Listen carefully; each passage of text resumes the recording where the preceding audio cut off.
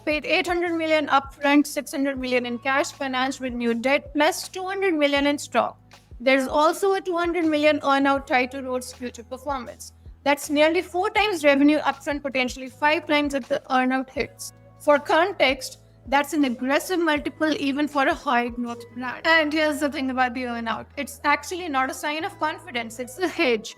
Elf knew Road's growth trajectory was uncertain enough to tie 20% of the purchase price to future performance.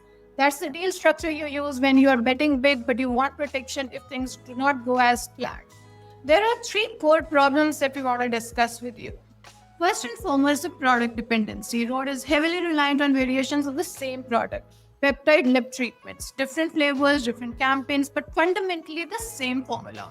Lip gloss is an impulse purchase. It does not build customer loyalty that foundations or skincare treatments do. Secondly, the celebrity risk. The brand's value is deeply tied to Hailey Bieber's continued involvement and cultural relevance. Celebrity founders don't always maintain the same level of engagement after an exit. Now, if Bieber's attention shifts or her influence wanes, Rode loses what made it valuable in the first place. Thirdly, the retail paradox. Rode's cool factor was built on exclusivity, drops, and direct community engagement. And when your products are sitting on Sephora shelves next to dozens of other options, that mistake starts to fade.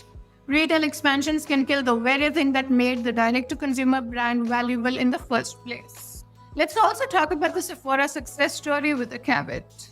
Now, Rode's defenders will be pointing out to September Sephora launch, the 15 million on day 1, 40 million for the month. Those are exceptional numbers, but here's the question.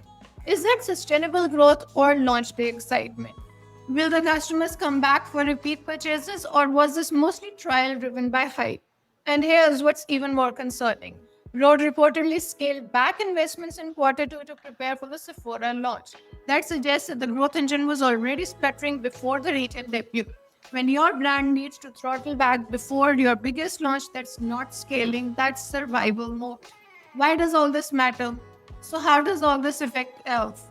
Elf Beauty has been one of the most disciplined acquirers in consumer goods. The Naturium deal in 2023 was smart, strategic, and reasonably priced. But Rode represents a departure from that particular playbook.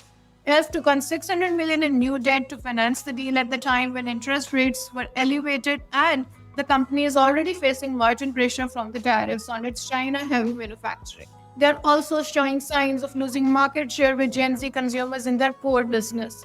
And now they're betting that Rode can help them course-correct both the problems. That is a lot of pressure for a brand that is already showing signs of deceleration.